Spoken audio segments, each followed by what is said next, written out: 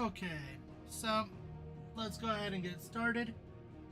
Um, we're going to play a lot more than normal Final Fantasy 16. Um,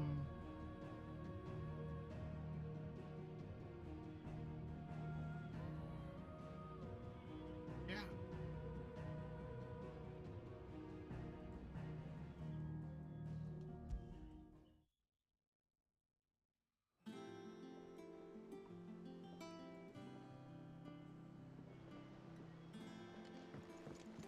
So we're going to go ahead and start off The by Litlands have been speaking up to their old tricks again. to Gav.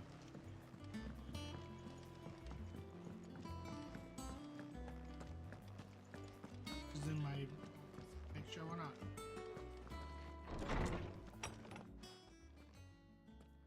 Clive, no, where have you that's been? not my office. I've been wanting to ask you something about Torgal. Where did you get him, like, in the first place? My father brought him back from one of his expeditions into the Northern Territories. They were crossing a snowfield when they heard his cries, and seeing no sign of his pack, they took him in. What do you reckon, Torms? It certainly adds weight to the theory. Clive, I believe that Torgal may be no mere hound, but a rare frostwolf, an animal native to the far northern reaches of Valisthea. In one of our oldest bestiaries, I found reference to a frostwolf who served as guardian to an ancient queen of the north. Such was his mastery over ether, he could cast magics on command. His name Fenrir. was Fenrir. Fenrir the Frostwolf. Now, the annals do not state it explicitly, but I have reason to believe this queen was a dominant of Shiva, a girl from the Northern Territories and her faithful hound. One awakens as the dominant of Shiva, and the other... Dominant You're of saying Fenrir. that Jill granted Torgal his powers, What? just like Fenrir. People called him my hound, but Torgal and Jill were inseparable. He grew up as a faithful companion to the dominant of Shiva, and years later, his powers awakened, just when his master needed him the most. You're right. If it weren't for Torgal blasting those bastards to Kingdom Come, Jill would have been for it. Quite. Though Torgal's power is his own, his latent birthright as a frostwolf, it had only to be unlocked. Oh, get you, Torgal. You're an even finer hound than we thought. And regarding your original concern, you need not fear for Torgal's health. Why, the beast has the appetite of a behemoth. Just this very morn, I found him with his nose buried in my nuts. There you are! I've been looking everywhere for you. Bernard's here. I need you to introduce us so we can get to work. I shall be a moment.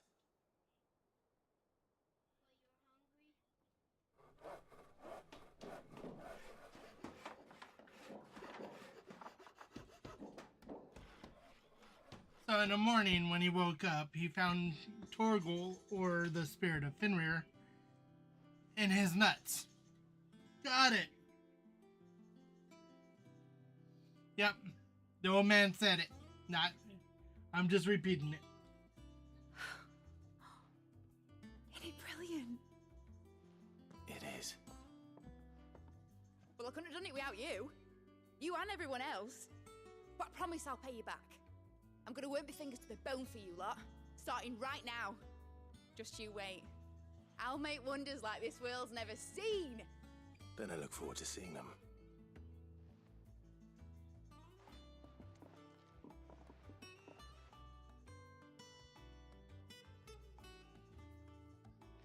Now that that's settled, I wonder if Vivian's made any progress tracking down Kupka. Thanks for letting me do this, Clive. I'll pay you back, I promise. Okay, so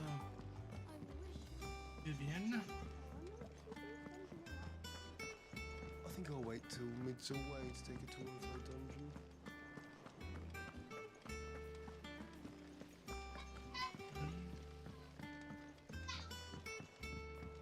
Is there any new huts?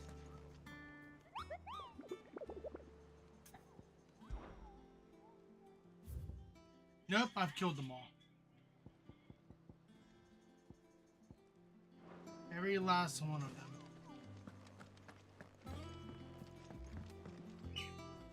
How goes the hunt for Kupka? Largely in circles. We have myriad sightings of strange soldiers in unexpected places, but nothing definitive as yet. If only we knew for certain by what route he left Rosalith. Well, keep at it. If anyone can piece this puzzle together, it's you. And I'm willing to wait as long as it takes.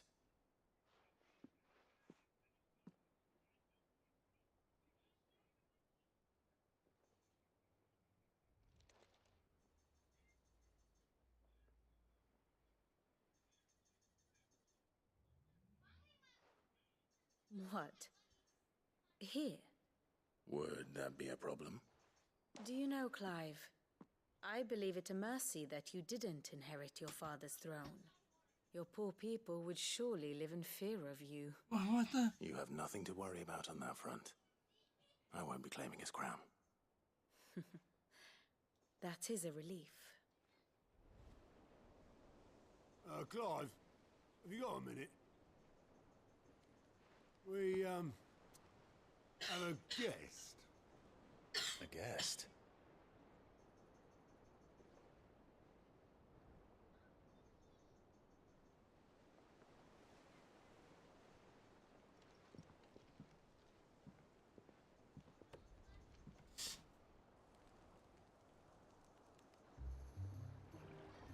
For your trouble. It was a pleasure, in hindsight. Uncle Byron? Clive, my boy! Tap a cask and stoke the ovens, for your favourite uncle is here!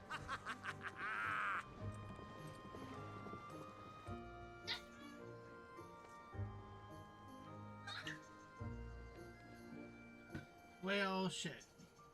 Now he's there.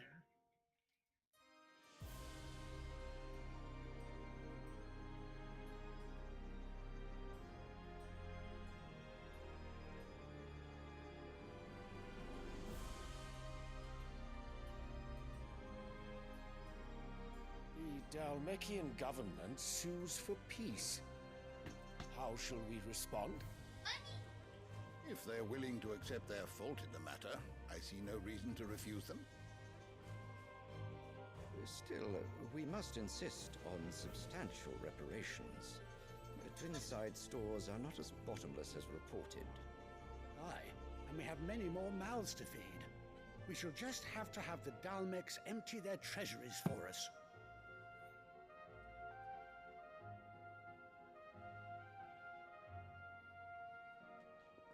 Of course, none of this would have been possible without your timely intervention, Prince Olivier.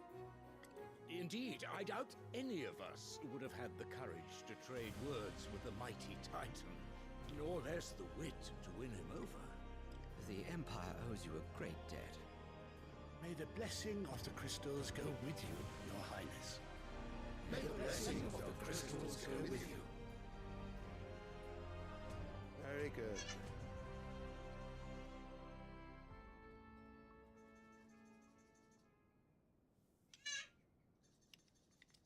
Now, let us come to the question of precisely when the Dhalmeks will withdraw their troops. Dion's fire could rid us of them in mere moments. The men of the Fist will not withdraw until a peace treaty is concluded. So let us keep the negotiations open, give them time to gather what gold and trinkets they can, and once they deliver that which we demand, what worth is a piece of parchment? Your Radiance, were Prince Dion to take the field, the enemy would surely send their own dominant to meet him. And while His Highness would of course prevail, there would be heavy losses on both. You need not fear Hugo Kupka. He is engaged on the Western Front. Even were the Dalmex to send for him, he would not arrive in time. As much as I would enjoy witnessing a clash between Bahamut and Titan, it is not to be. And what of your subjects, Your Radiance? If the fighting spread to the city proper, the people would bear the brunt of it. There will be losses, it is true. Yet for every citizen who falls, another can be bred. For every home that burns, another can be built. The Empire will live on.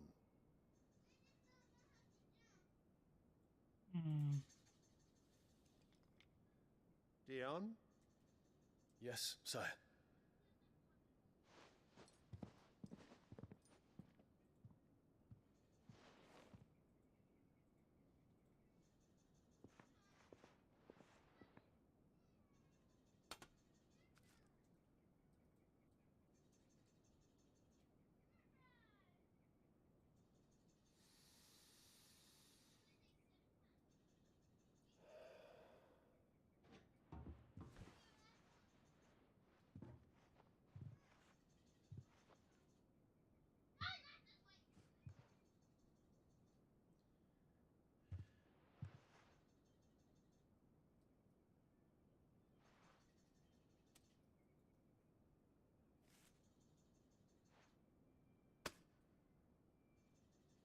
Prepare for battle.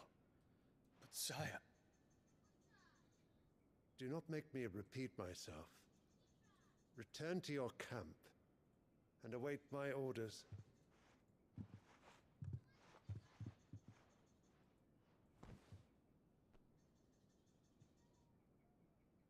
If that is your wish, Your Radiance, I shall depart at once.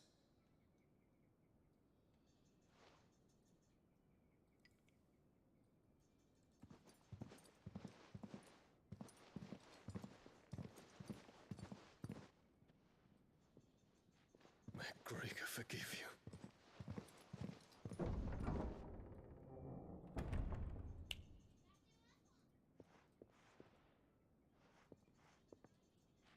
What do the astrologers augur? The stars are in agreement, Your Radiance. The shadow of treachery hangs over Prince Dion.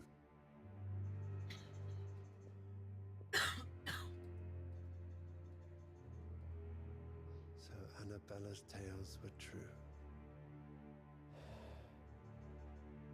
You disappoint me, Dion.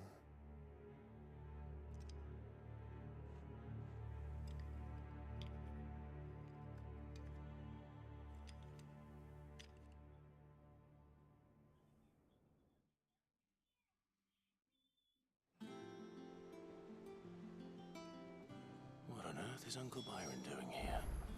Only one way to find out.